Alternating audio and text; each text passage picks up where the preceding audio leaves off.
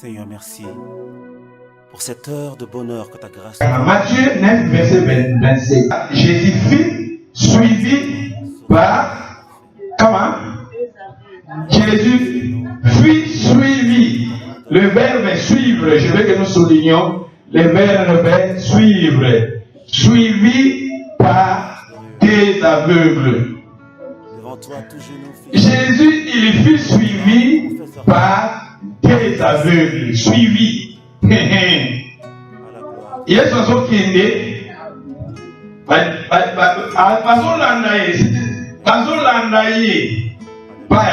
des aveugles. Suivi par des aveugles qui cria, je veux que tous souligner ce cria, fils de David, aie pitié de nous.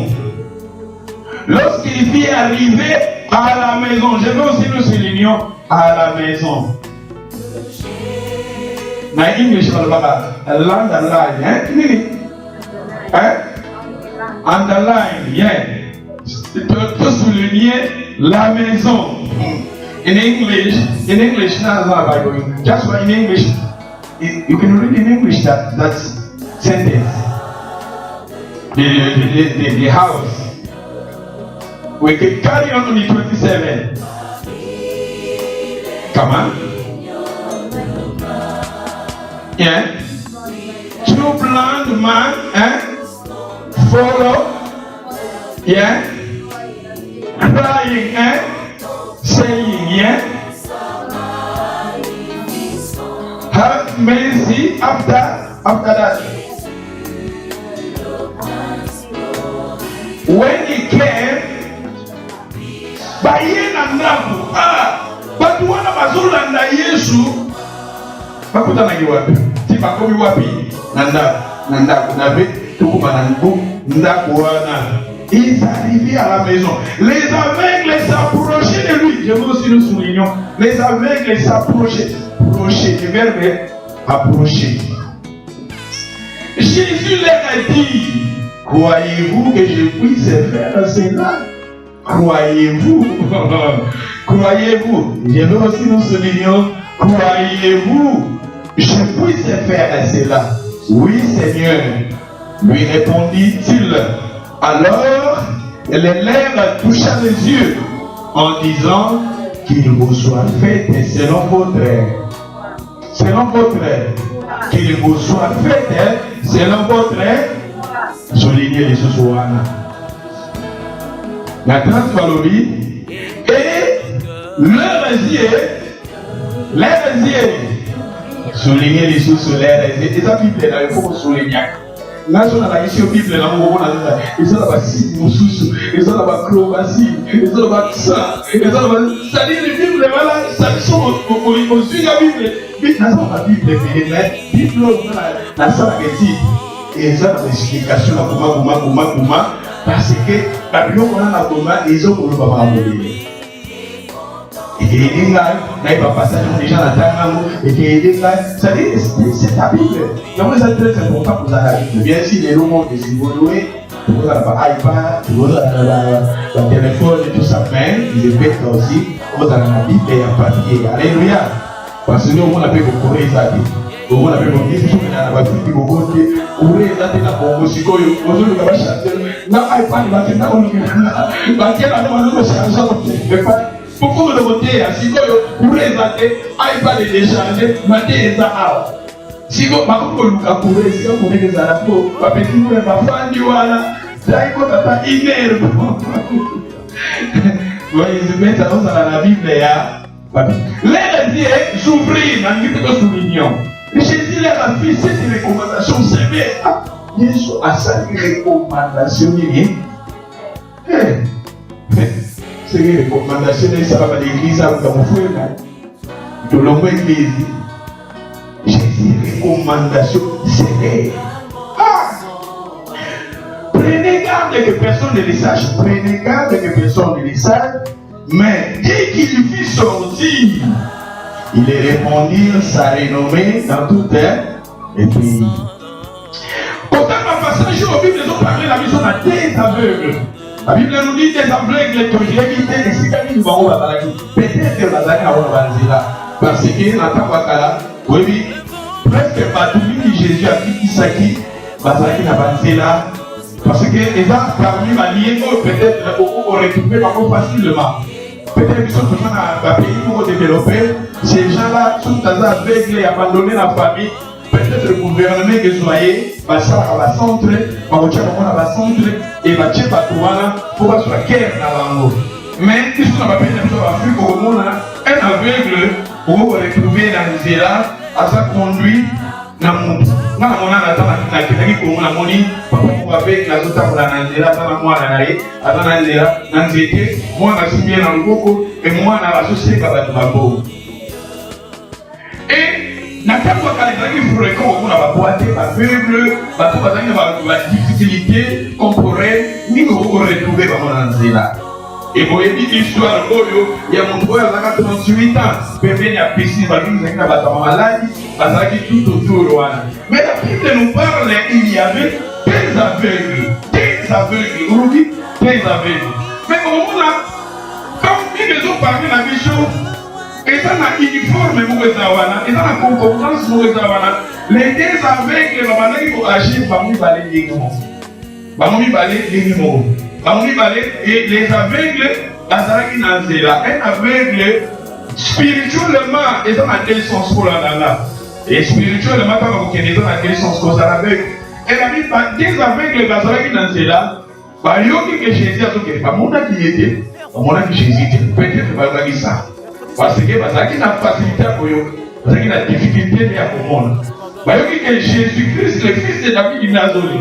Et le fils de David, ce qu'on dit, ce qu'on croit dans lui, à copie qui s'aille. Bah, mon ami est soutenu. Mais la Bible nous dit c'est deux ans, les deux aveugles, tant que vous voyez que Jésus a donné les canaux, et va s'aligner. Bah, le bien abisso, bah, il est suivi. Bah, il Olanda. Tandis que celui qui a même suivi, on a suivi, et lui, on va accompagner. Et lui, on va marcher ensemble avec quelqu'un. C'est-à-dire quand Jésus partait, les deux aveugles, ils étaient là. Mais pas mal de comment on l'a dit. Si Jésus à quelle à gauche, voilà, dit Jésus à gauche, mais pas on l'a dit. Jésus à quelle à droite, voilà, dit Jésus à droite, pas on l'a dit. Mais ils étaient dans les maquités. Balandi Yesu. Kolanda Yesu parce que n'a dit ça kama na mota plana na ben. Peut-être na yoke to kama wanga na papa oyo na kama Tony Blair azaka aveugle na zota. Ataka au moins na avec la kole ka boye écriture na ye azosimba bazota na nzamba développer ko patience mo ba avec la poto au moins na avec la bini bazota mo na ke koto di bulu eza koto tanga na na pamba zo. Mais na tangu wana bato na bazalaka aveugle bazalaka na mboate. Évitez peut-être bazalaka na bakani. Parce que nous devons se retrouver au monde wakani partout dans Zéla, bako eye bapisuka. Tant parmi que bazalaka aveugle, peut-être docteur nous a confirmé que bazalaki aveugle. Pourquoi ça n'a il y avait une femme qui a une perte de sang pendant 12 ans. Et cette femme-là a kendaki na médecin pour la période où on a tout, na tango wana pesa na médecin bazalaki. Et ce qu'on a lit à sa médecin. Lit quoi comment livre lit à sa médecin sur le tangana docteur à sa médecin. Donc la période où on a médecin bazalaki. Ceux qui vont dire que bateau bazalaki aveugle, je ne sais pas. Parfois qui cas oyo kozala aveugle, mais que sur la mission mais qui bazalaka aveugle, ba botama a depuis naissance na ba. Bateau bazalaka aveugle. Un aveugle. Oui que oli misanga. Ils ont pas beaucoup de choses.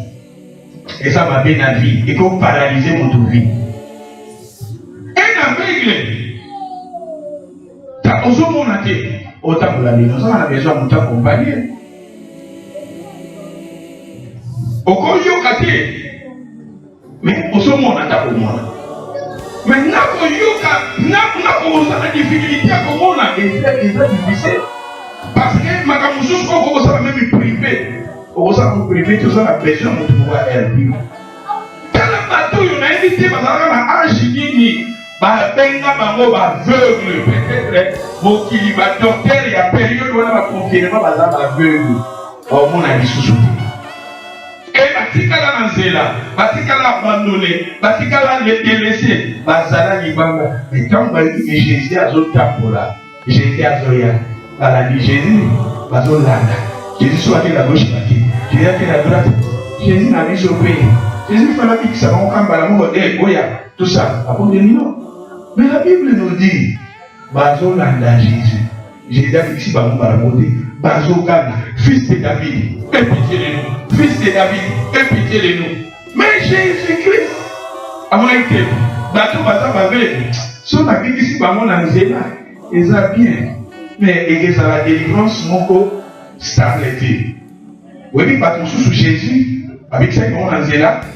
Mais bango va dire que Jésus-Christ a mené bango wa binanda.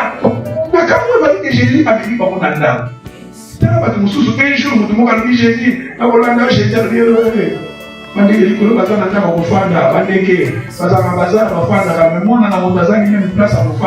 mais on va dire que Jésus a mis dans la maison. Quand on parle de la maison, Jésus a mis dans la famille. Parce que quand la Bible parle de la maison c'est la famille. Les familles, nous avons la pays, nous avons azoloka mobali na koti na internet to dating minene bazala transfera minene besoso bazala we dating after dating basolola sur rendez-vous ko bakutana quelque part bako bakutana na bandaku quelque part et minene bazala mingi oye baye moyinda kaite bokutana manali ya musala bokutana kasuni wapi mais ko amemona ndaku no. Ça demande du temps. Mais tu vas te dire, quelque part, avant de courir par la bande. Mais Jésus-Christ est partout. Pour Jésus, comme ça, fils de David, aie pitié de nous. Fils de David, Jésus a fait la gauche, Jésus a fait la droite. Bazolanda Jésus. Mais bazolanda Jésus n'a négligé pour bazolanda. Ils étaient là, deux personnes, bazolanda Jésus, négligé. Bazolanda Jésus. Jésus, il fallait qu'il s'en aille. Mais après, amené par mon anda. Jésus, non. Jésus a dit par mon condition. Bazolanda la fils de David, fils de David, fils de David, jusqu'à ce que va commis wapi. Nanda. Il va commis Nanda. Nanda pas Jésus. Mais il dit peut-être commis Nanda pour y Marie. Marie pour Marie avec maman Jésus.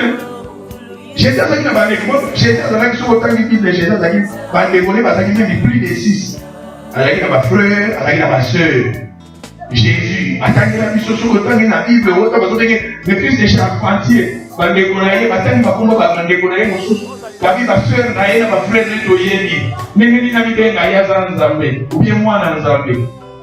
Mais là, l'église aveugle, Jésus a mis par mon anda. Jésus a mis par mon famille. Jésus a mis par mon anda. Mais il y a des bateaux qui sont animés. On a mis ma femme anda. Amemi nanda peut-être comme nanda kuna moni mama mari kuna Maria susala musala ni kuna moni basena atala mama na mayewa basena na bamoa bambeki baba bazomo na kebe bazo yoka et quand usiko Jésus a commis nanda c'est alors Jésus a dit mais qu'est-ce avec approcher ba na susiko ba posa ni Jésus bébé ya Yesu alibina na bolingi na sala na bino aie pitié de nous Seigneur fils de David Jésus a dit ba malobi. Croyez-vous, je puisse faire cela? Oui, tout divin, Jésus a mis à bas. Et ça, la vie, c'est notre dimanche. Alléluia. Jésus a posé dans ma côté. Jésus, tant que pas communiquer avec la Jésus, tant que pas communiquer avec la famille à Jésus, tant que pas communiquer avec la parents à Jésus, tant que pas communiquer avec ici, quand nous avons Jésus, Jésus est pour nous à bas. Est-ce que vous avez dit? Et la mort oui qui s'appelle. Oui. Oui. Jésus a dit, et ça la vie, c'est long qu'on dit maladie. Jésus a dit, c'est non, pas selon foi, mais selon votre foi. Et la Bible nous dit, on a la malade. Mis au oyo, le docteur va confirmer, c'est fini. les aveugles, ça va certificat. On dit, ils sont dans des habilités, ça va certificat. Moi, on a facilité, on est dit ça, on a facilité, à la permis, on a reparti, partout, voilà, Dieu. Alléluia. Mais on a développé des matières, on a un certificat, il y a sa disabilité. Ceux qui connaissent pas pour vous, ils ont des habilités, tout ça, avant qu'ils aient certificat, après ça, il y a confirmation docteur, confirmation à GP, il y a la disabilité. Même si vous avez dit, mais il y a un certificat. Ce qui est comme la job, c'est que vous va casser, vous va compliquer. Il faut qu'il y ait un certificat ou un confirmé par docteur. Vous avez un bateau. Parce que là, il y a un certificat confirmé. Il y a un bateau qui n'a Yesu. On a changé l'histoire à bateau.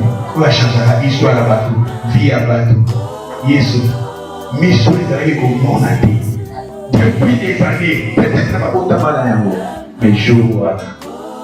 Je ne vais pas papa. Est-ce que vous savez? J'ai dit à vous que vous avez beaucoup. Mais la maloba ya pamba bibuli misu fuwamaki. Misu na babo fuwamaki, bato bamonaki. Ya moyi sisi babo, c'est vraiment que ça pour bakapu mususu ayuba ya mute, mususu ayuba ya mute. Eh, non mazaki avec. Non on va komona te. Non na katiba ya avec. Je suis comme ça na kasumozo. Oyi ba tuzuba za. Ozolu ka avec. Eh, afanda kama kwa soko kika kwa shina kwa na veni wana na kwa. Kwa na babo ya. Déjà ba iba kama. Mais je vois là, il s'agit de la mission. Alléluia. Pana ya Mungu bakufi kukomba sabu malamu ndi. Bakufi kukomba niuzo ndi Jésus si baba bitala. Kukomba kutususa yeba muti. Bambi kamba ki. Bakini banda bakopenda. Sabu Yesu zo panza. Siko nzamba ndiko bela mission wana ni. Bona na malamu. Kotaka passage yo eza ba révélation efele. Les deux aveugles, alors il m'a donné balé bazaki aveugle. Et les deux aveugles, parce qu'ils peut-être l'anzela. Et les aveugles, peut-être parce qu'ils n'ont pas l'anzela, parce qu'ils n'ont pas l'anzela. Et quand on va y aller, soit sur les cas, à mon avis, tandis que la Bible, quand la Bible parle des aveugles, Jésus parlait qu'on vient quand même baptiser avec des aveugles. Vous avez dit sur le monde. Jésus parlait qu'on vient baptiser des aveugles. Parce que la Bible, il y a mon temps, parce que mon ami Jésus, quand vous êtes des aveugles. La Bible est aveugle, exemple motoyote. Oh, il y a un problème, il y a pour moi. Il y a un aveugle, exemple motoyo, dans la Bible. Voilà, un aveugle dans la Bible. Quand on parle de l'aveugle dans la Bible, physiquement peut-être, comme Bamou Bazalaki physiquement, mais spirituellement dans le sens. Parce qu'un aveugle est là, comme vous le savez, obscurité, beaucoup spirituelle. C'est-à-dire, un aveugle, aujourd'hui, nous avons molili, et c'est qu'éclairage, il est aveugle. À cette obscurité, tandis que Jésus-Christ, même les pharisiens, Jésus appelait souvent les gens des aveugles. Et on a dit, un aveugle ne peut pas conduire un aveugle parce qu'on vit dans le conseil. Na comprendre que magie a consacré la vie à nous sommes des aveugles. Sans Dieu dans notre vie, nous sommes des aveugles. Sans Jésus-Christ dans nos vies, nous sommes des aveugles. Si vous manquez la présence de Christ dans ta vie qui est aveugle, si vous n'avez pas cette vie-là de Jésus-Christ, si vous n'êtes pas né de nouveau, spirituellement vous êtes aveugle, physiquement tu vois. Et c'est des aveugles qui étaient deux. Mais tandis que dans la Bible, les deux, ils ont la signification. Et les deux aveugles, la Bible, au moment où même Bazoloba juif, même Paul Azoloba, nous avons aveugle. Votre intelligence est voilée. Intelligence, ça va te faire voiler. Quand l'intelligence, ça va te faire voiler, les gens vont aveugles. Quand on a une vérité, il est aveugle. Quand on a une grandeur, l'importance de la parole de Dieu que la vie est aveugle. Et c'est des aveugles. Alors qu'il est banda. On a écouté on a envoyé banda. On est venu dans sa libana. Maintenant qui doit passer dans la libana. Tala, oui, banda des amara. Quand on a Jésus-Christ, il a quatre vie dans les amara. Parce que sans Jésus-Christ, nous sommes des aveugles. Sans Christ dans notre vie, nous sommes des aveugles. Et ces deux gens, ils étaient des aveugles. Et quand ils étaient des aveugles, ils étaient dehors. les hommes étaient basés dehors. Mais Jésus croyait basés dehors. Baba, la compétition dehors. Parce qu'ils étaient des aveugles. Importance les a quittés. Considération les a quittés. Parce que ces deux gens, ils étaient des aveugles. Monde est qualifié des aveugles. Un aveugle, c'est quelqu'un qui manque à Dieu, qui manque à Jésus dans sa vie. Il est aveugle. Si tu manques à Christ, ton ami, tu es aveugle. Si tu vis dans la vie à débauche, tu es aveugle. Si tu vis dans la vie de l'impiété, tu es aveugle. Si tu vis dans le vie spirituellement, tu es aveugle. Pour la yo, mon idée, ça les bossons. Et tandis que vous, mon anaïon, mais spirituellement, mon idée. Toi, tout le monde a été aveugle. Voilà qui dehors. Toi, tu es aveugle, la talibane. Oui, à mon avis, ça a été aveugle. Oui, à ce tété, ça a été aveugle. Oui, mon bon ça, parce que c'est pour la moto aveugle. Et les aveugles, considération, il y a une moto dans mon libanda. Vous les hommes, dans mon libanda. Il y a un moto dans mon tout. Oh, à mon zamé, des cartes, il y a un moto pour y aller libanda. Parce que mon zamé, les aveugles étaient là dehors. Et gloire à Dieu. Même ici, pas de ma vie. Même ici, les aveugles. Jésus-Christ a été pour la bâton de ma vie. Alléluia. Jésus-Christ, Jésus le dit, les gens qui sont malades, ils ont besoin d'adopter. Jésus a dit qu'ils n'ont pas pour démon, avec pour le péché. Et on dit Jésus dans l'histoire, il guérissait des aveugles. Parce qu'il y a qui pour la bâton la vie. Jésus-Christ a dit Jésus-Christ a dit pour la yo pour la parce que nous aussi, avant, ça nous avait un cadre sur l'été, des aveugles, et aveugle, les hommes de beau, il y a nous avait des catinaillés. Il y a qui pour la biseau, bateau à paix, bateau à ma soupe, bateau pour vivre. La Bible nous dit les salaires du péché, c'est la mort. Quelque part, tout ça qui n'a pas paix, tout ça qui n'a péché, on était aussi des aveugles. Et c'est pour cela Jésus-Christ a dit pour la paix. Jésus-Christ a dit pour la yo. Jésus-Christ a dit pour la avant, sans Jésus, n'était là. Moi, j'ai dit que, comme vous êtes là, on était là, au moment là, à quartier la chose aux Alaki, un système, ceux qui ont dit classe toyé, toyé na point, c'est-à-dire na point, na baou avec ta dame, na basa baso avec ta dame. Au moment là, batu, demain bandi ou na posu, demain ya pas na batu babundi. Na basi koye bien moi Alaki le système a convoqué, vous avez pas fait quatre vous avez wana soki makamba musique, soki musique était, mais Alaki il y a politique, mais soki politique au moment là batu babundi. Et comme tu vois là, tu peux dire ça veut dire que puis on est comment dire bah quoi aller à la guide sauf que aux amis na milieu ou aux gens nous malade et pas toujours si les gens sont vivants à côté de quand même les macabre est important pour anda pour na foyer même pour la vie na pour accueillir na milieu moko la vie moko ya dehors la vie moko ya dehors comme si les gens la vie à dehors et les aveugles ils étaient dehors. Nous les hommes étaient sont dehors. Non, c'était les gens qui étaient dehors. Mais quand Jésus passait,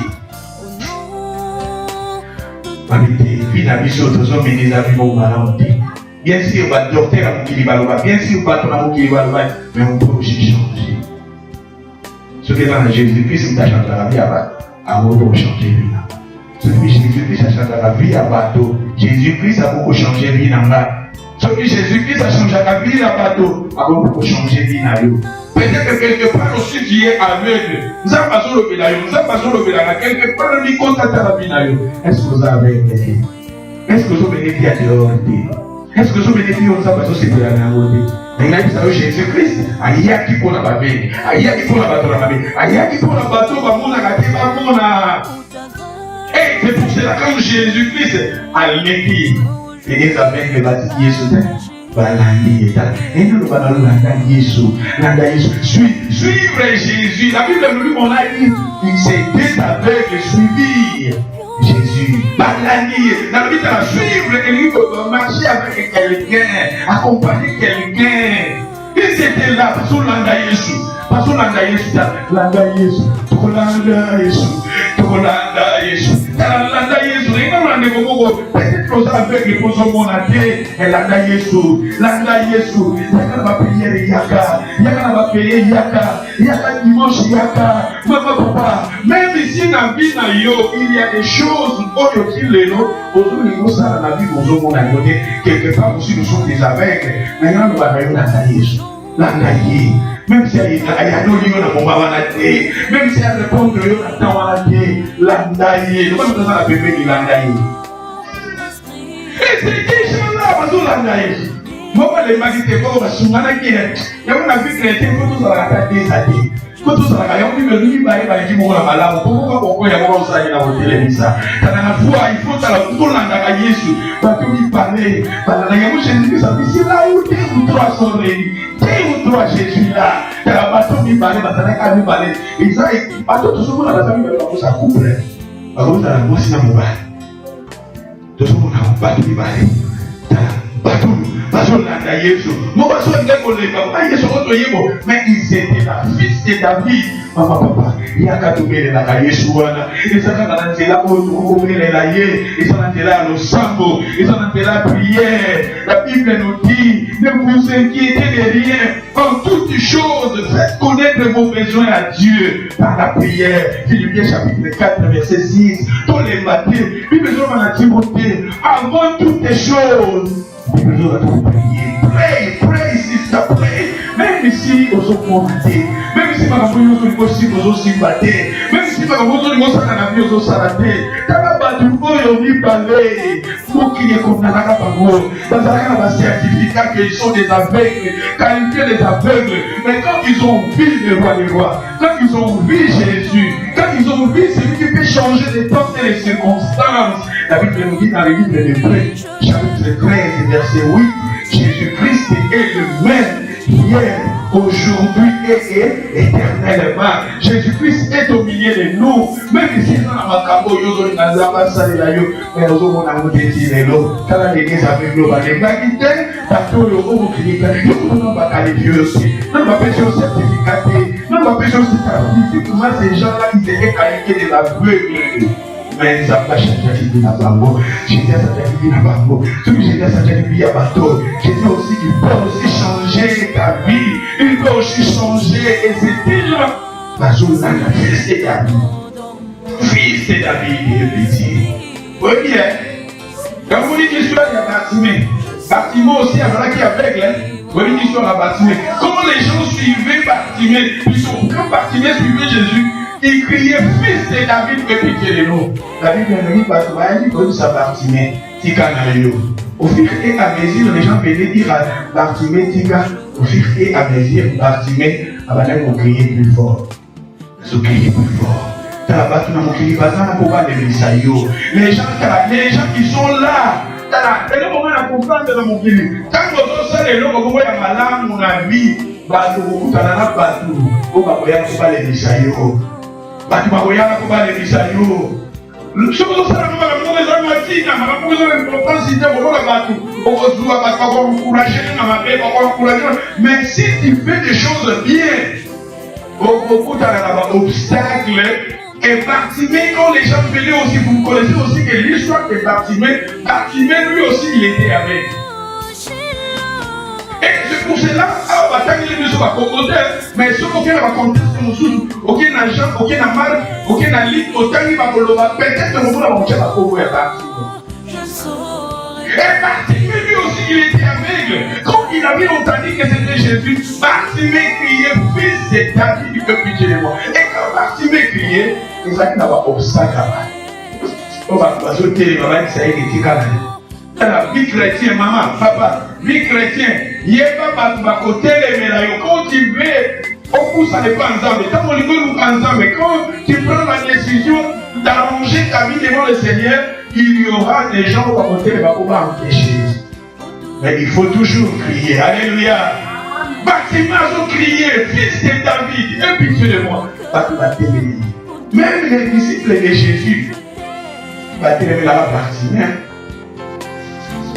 Même beaucoup dans la bâtiment sous la foi, beaucoup dans la bâtiment sous l'église, on va vous dire qu'on y a voté les médailles. Il y a ce que l'église, il y a ce que les pasteurs, il y a ce que les pasteurs de l'église, il y a besoin que l'église, il y a besoin de mais même ici nous sommes mouqués. Mais c'est qui est très important, la parole qui sort. Pierre, à son âge, Jésus, j'étais ici,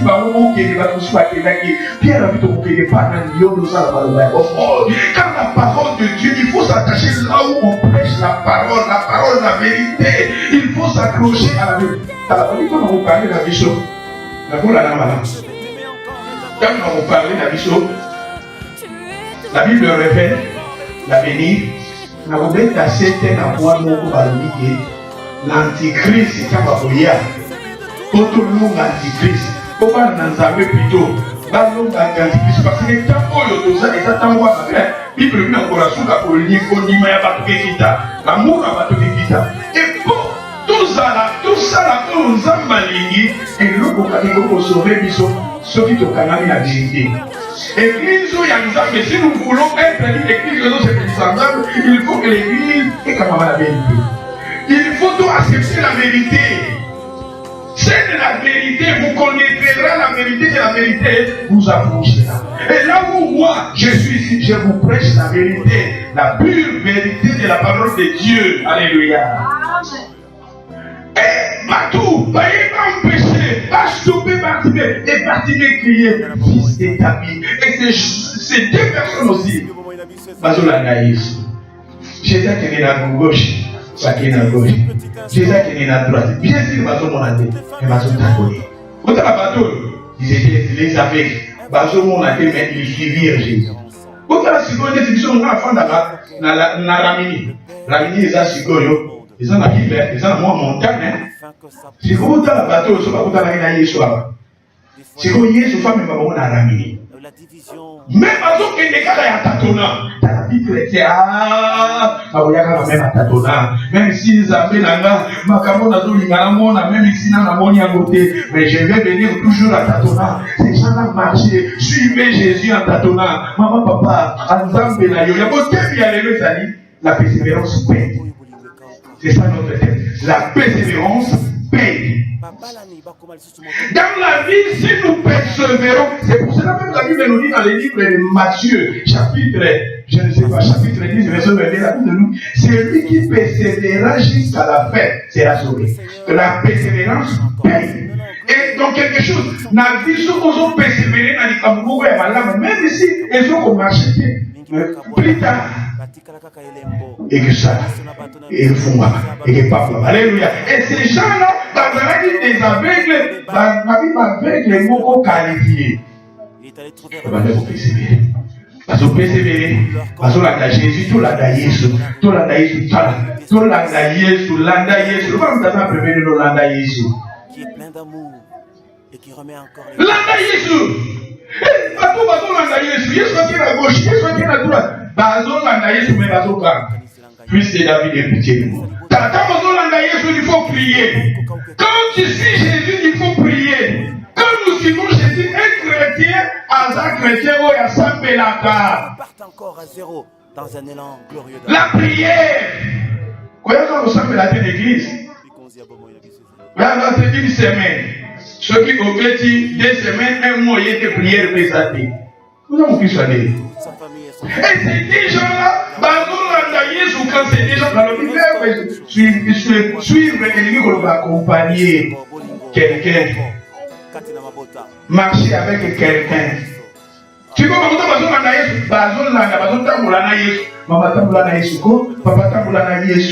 même ici, ils étaient là, les aveugles. Quand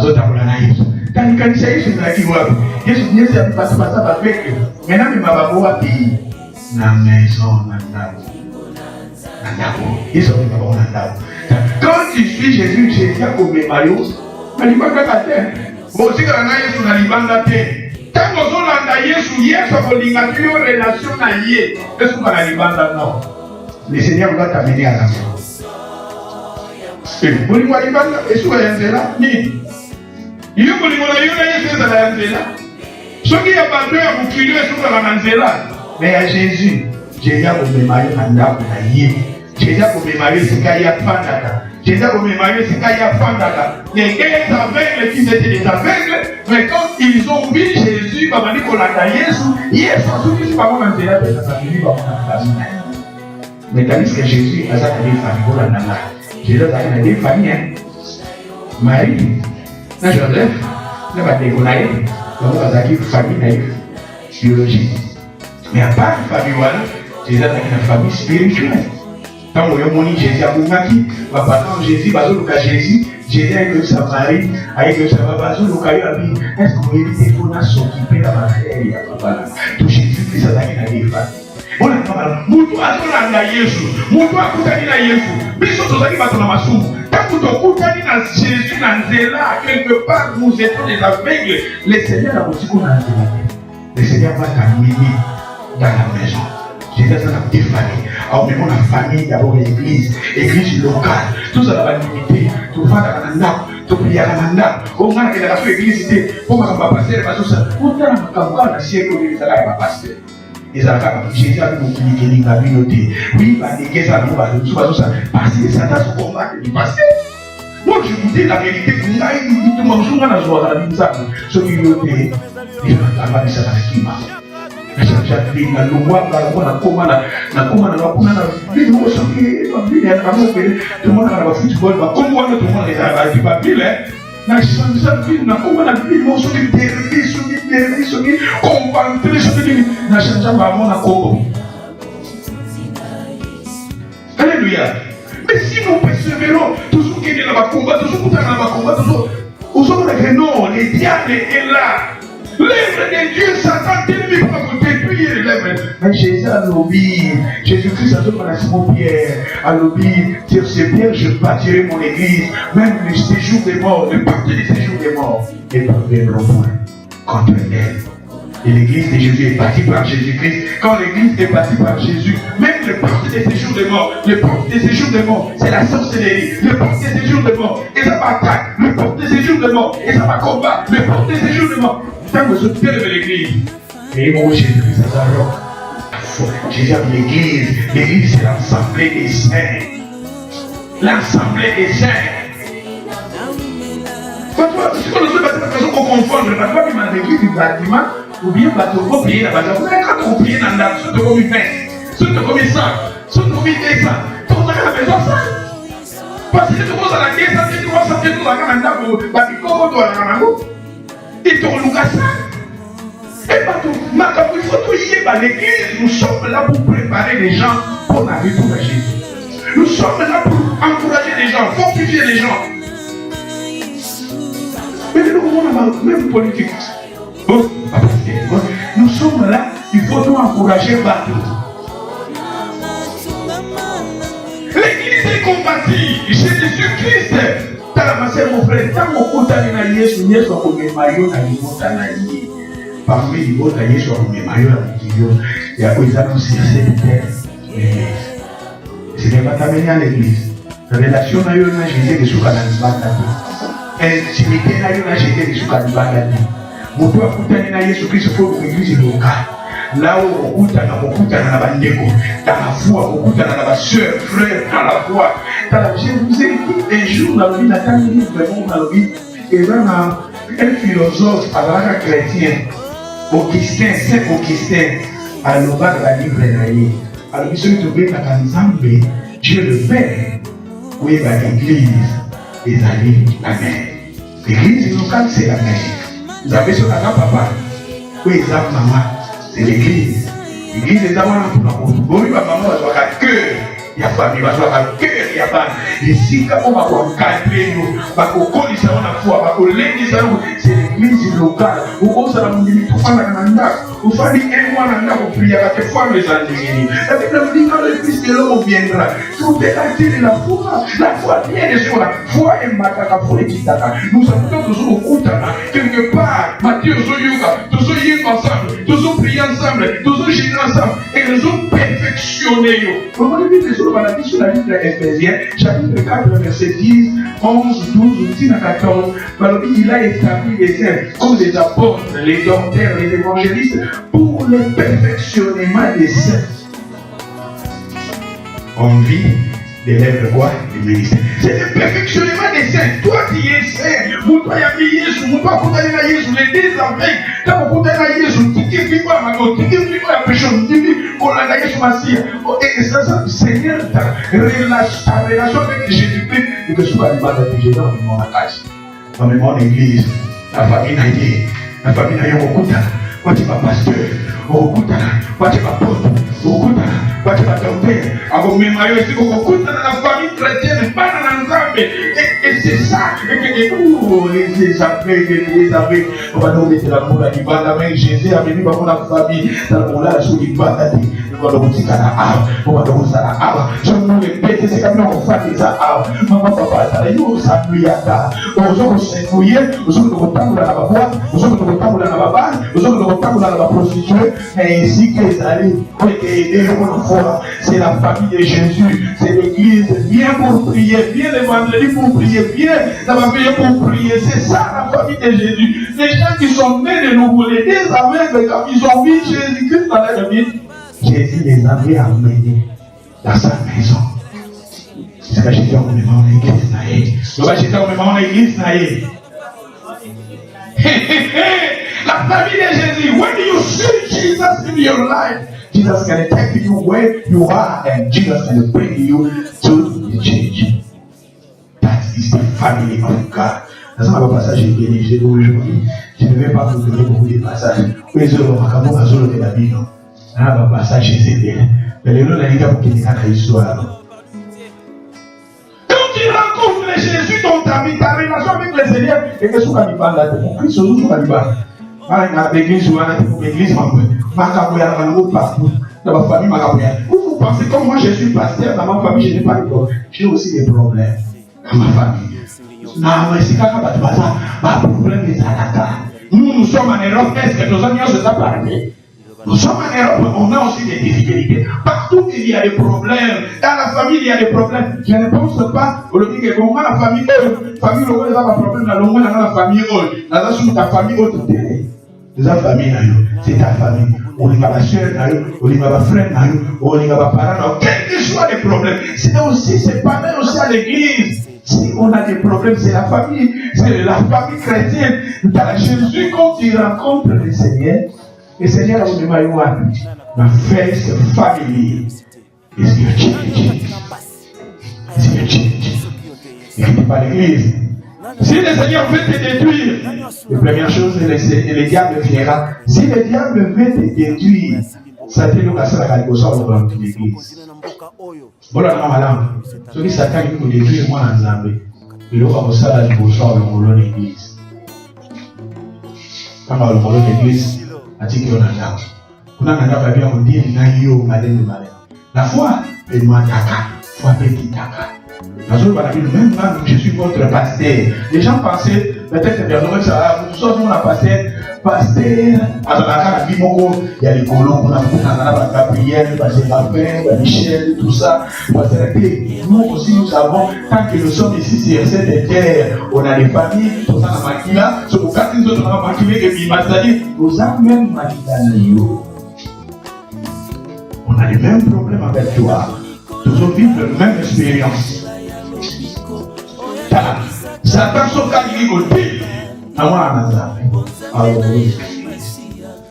vu on appelle ça la Bible exemple de la vie dans la sortie lion azona kabanzelo na terre bino bato ba kabanzeli na terre biso biso la nzilo David a lui na la nzilo sotaka ça va c'est ça on va pas nzilo pour la banyama wana nzilo la terre déjà ba terre wana nzilo. Yamoni antilope, parce qu'on compare comme on a la lame, la brebis, j'ai vu mes brebis, j'ai vu la brebis.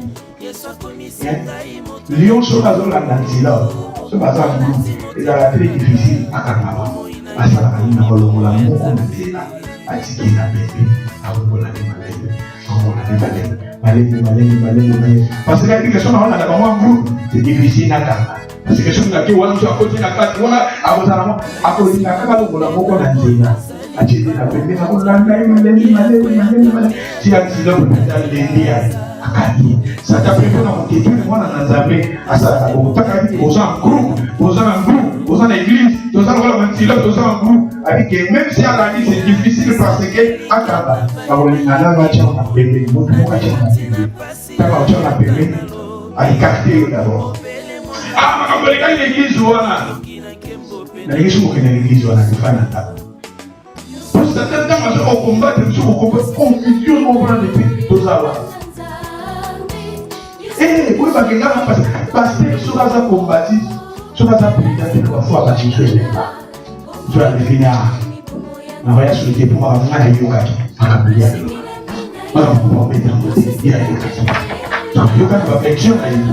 Alléluia. Diable pour combattre le Satan comme technique belé pour qu'on le sabbat. Tu vas pas faire nada, tu vas faire nada. Il y a le sang qui a sauté, il y a prière a sauté. Alors comme ça, tout ça. Alors parce que tout ça a comblé, tout ça comblé dans la mentalité, tout ça comblé. Comment les gens de prière, ceux qui les gens prière, il y a quitté, les gens ça a comblé dans la mentalité. C'est ça comment dire. Ce qui est peut-être les prières étaient, il va pouvoir agir. Le rêve au salaire. C'est-à-dire que vie du monde qui est la habilité au combler. Ça t'a pas ça parce que vie à mon ami, ça t'a entendu dans ma campagne. Donc c'est très important. Vie du monde à combler par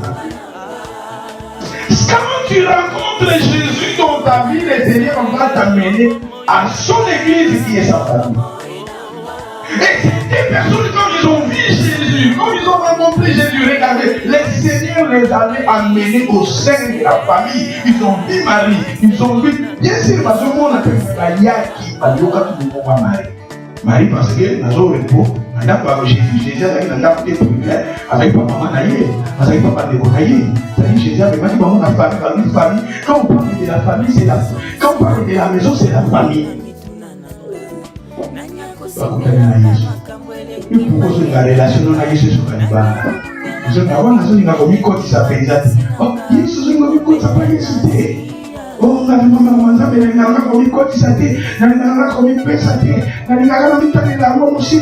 Ah, Jésus, où la zone est sa maman. Jésus a soupli que sa vie, Jésus est le chemin, la vérité et la vie. Jésus, oh non, aïe, qui a confié pour la yo. Jésus, oh, il a pensé qu'il faut pour la yo. Jésus, oh, il a dit que riche de devenir pauvre pour toi. Et nous aussi, comme on a la réserve, pour lui, on a Jésus à la réserve. Donc, on a vu que la Jésus à la réserve. Et comment? Quand tu rencontres le Seigneur va t'amener à sa famille. On a il faut aussi te évacuer à part de sa famille. Et cette famille-là nous prépare à la famille spirituelle. Pour la deuxième famille-là, quand vous voyez avoir, et vous allez pouvoir préparer tout ce pour la famille Ezoya. La famille Ezoya. Famille Ezoya. Car nous sommes ici dans cette famille. Le Seigneur nous prépare pour tomber dans la deuxième famille. Il faut y avoir l'église, il y a un problème de la et nous sommes avec un là. Il y a un les 5 militaires pour le perfectionnement de l'église afin que nous les soyons. Dans le passage, la l'église de Panama, c'est la maman. Éphésiens, comme j'étais à Julio. Asio Nanzela, Yesu aswanga Nanzela, Nazalaka Moïbi, Yesu aswanga Memanga, Nazalaka prostituée, Yesu aswanga Nanzela, Nazalaka Vege, Amemanga Nandakunaye, Yesu aswanga, Nazalaka Sokini, Nazalaka Petit, Nazalaka Bolé, Nazalaka Micro, Nazalaka Nabimo, Yesu que le Seigneur te prend quelque part comme c'est Dieu avec le Seigneur va t'amener à sa famille, la famille, l'église, et l'église quand il sera là. Ephésiens chapitre 4, on peut lire le Bible.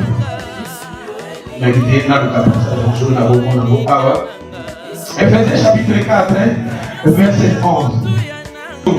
Il a établi, il a donné les uns comme les apôtres, les autres comme les prophètes, les autres comme les évangélistes, et les autres comme pasteurs et docteurs. Il y a 12 familles pour le perfectionnement de l'église. Parvenir à l'unité de la foi et de la connaissance du Christ de qui à l'état homme fait à la mesure de la stature parfaite de Christ. Verset 14, c'est ce qui est très important. Afin que nous ne soyons plus des enfants. C'est ça qu'on dit. Hein? C'est ça qu'on dit. Quand les ministères sont là, les ministères, les pasteurs, les docteurs, les évangélistes, les prophètes sont là pour le perfectionnement des frères. Perfectionner nous, à travers nos prédications, à travers nos enseignements, nous sommes là pour perfectionner tout le aveuglement spirituel, pour le perfectionnement, le dessein en vie de l'œuvre du ministère à l'édification du corps de Christ. Jusqu'à ce que nous ne soyons tous parvenus à l'unité de la foi et de la connaissance. Nous avons la connaissance. Connaissance. Matina kondima. Nous sommes passés aux ans. Toko misayo na kondima. Peut-être ça va dire comment on a boyé. Parvenir à la connaissance. Comment on a boyé. Et après dans le Bible, à l'état homme fait à la mesure de la statue parfaite de Christ, afin que nous ne soyons plus des enfants. Oh enfant, parce qu'un enfant aujourd'hui flottant en portant dans tout vent de quoi? Dans tout vent de quoi? Pose la témoigne. Oh, mon pépé, mon pépé na gauche, mon pépé na droite, ah, kuna, et ça n'a dit comme moi, ok. Ah, kuna, et ça n'a pas ok. Ah, ok. Kuna, parce que ça m'a dit, ah, ok. Ah, kuna, ok. Voilà, Nazoloba, quand on a voté à la Bible révèle, la bénie, Nazoloba, ils ont trois moyens pour y battre à bénir. Premièrement, il y a un système mystique. Système mystique, ils allaient occuper bateau bassin à babon annoncer, bateau balbama. Ils ont un moyen. Montou, à côté ici le mot qu'on a eu à le Bélionica. British bateau la langue qui n'amérique, Moutumo a eu un magicien. A télévision maman mo a bio na chicha maman na chicha a télévision mo na bébé na la bio aux amis policiers ami za policier abandi ko loba makamba ba mais asa magicien to ba mo ya on ezanga azuluba ya ngola na mala na monde ko na nga eza na ba façon oyo mukili ezo yeba venir eza ba système mystique o azo yeba pe a venir a part wana eza na système scientifique. Météo est pour le dans 2 jours, 3 jours, vous le répétez. Et ça, mystique était scientifique. Pour moi, on a battu par nous, ça va bilanga, on va dire que bilanga, ça va la population, et ça va système, et ça, n'a pas mystique était scientifique. Pour passer le baquet, c'est que période de population, par exemple, mais après 5 ans, population va encore, et ça va système, on va nous détecter après 5 ans, 10 ans. Mais à part ça, ils appellent un système biblique, la Bible. Donc, ils ont 3 systèmes où ils ont tout compris pour y aller. Et avant de se la mission, car la moine dans Zambé, si vous avez la connaissance, vous voyez la débat. Oh, ils ont Zambé. Ma capo est Zambé.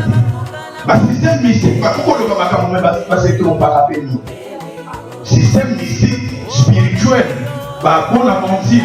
Au bateau il y a l'église même sous continue à organiser l'église. Mais ça nous a aidé. Mais si on a la connaissance sans Zambé, on a la connaissance sans Jésus, on va comprendre.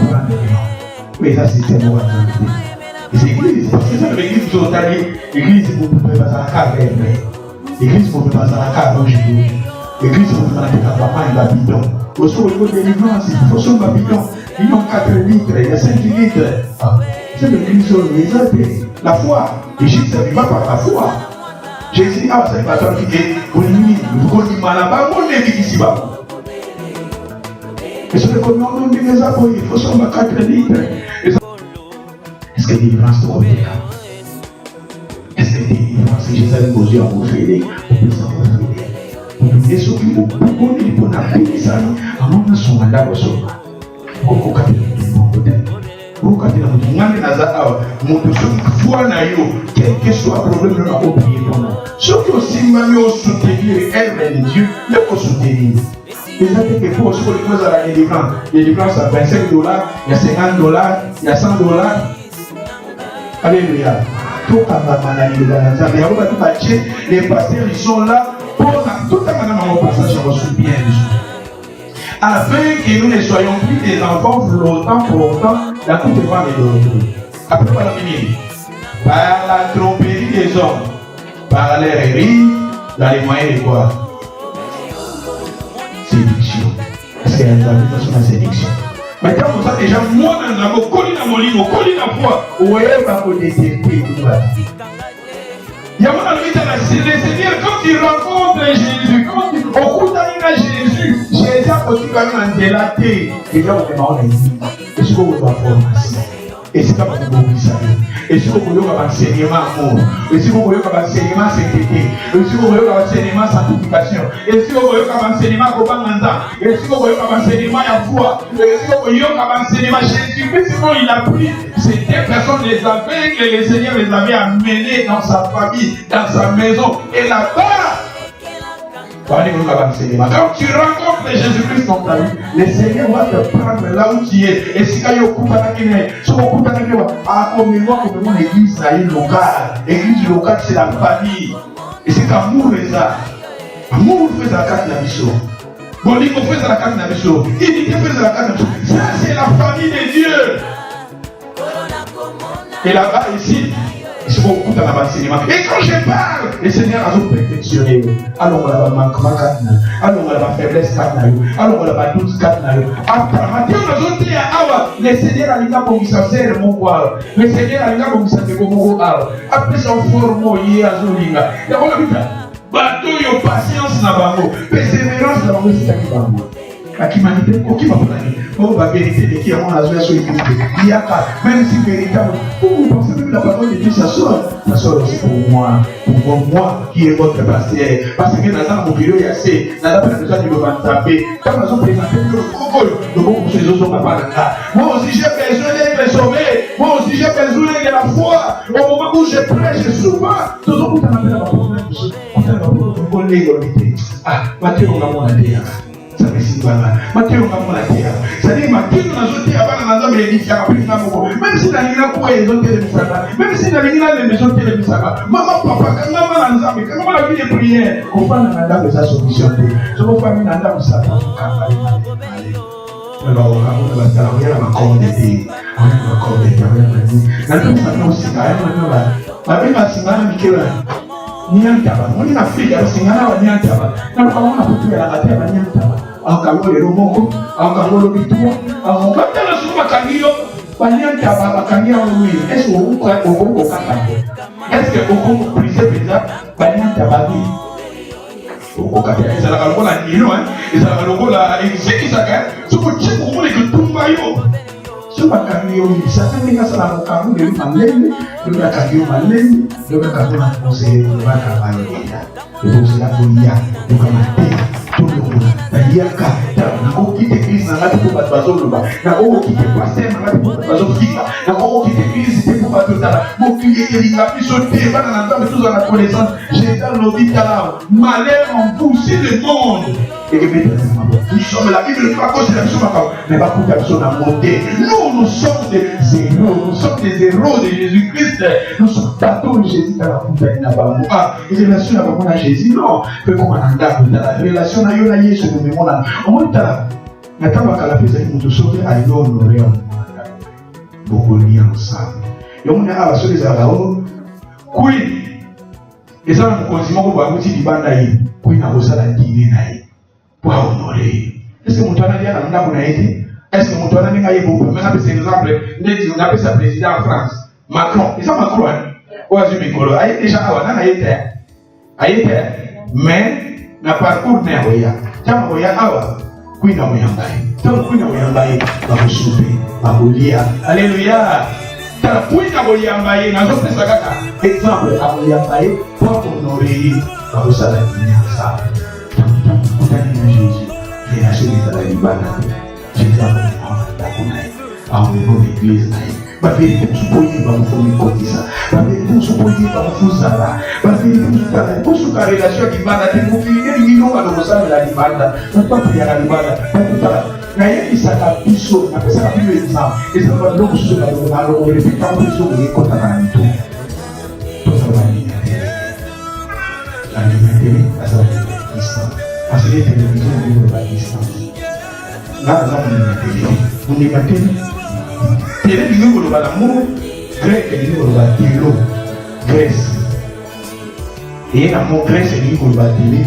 distance donc télécommande ya loin ezo loin télégramme loin télévision loin par exemple téléphone loin mosusu c'est loin pas mosusu mpe bango bandimi ya loin azolanda pase nazotela loin nanga kolimbisaka basali na nzambe naotanga te bato nazoyeba basali na nzambe basala malamu basala bamnga na nzambe juge bango te mai ngai nazoloba bandimi mosusu basala bango bandimi ya nini ya dini po amoni soki na ye l'église ezala baproblème église ezala baconfusion te wana eza diable nde azokotisa église ye esika monisa esika monzambe eza jésus tana kutalaki na des aveilles le seigneur il avait touché le seigneur les avait amenés à l'église l'amour l'esika yokoyoka mateya patience mateya bolingo mateya persévérance persévérance paix tobana bata pembeni na yo na persévérance paix mais mettez-nous dans notre propre parole.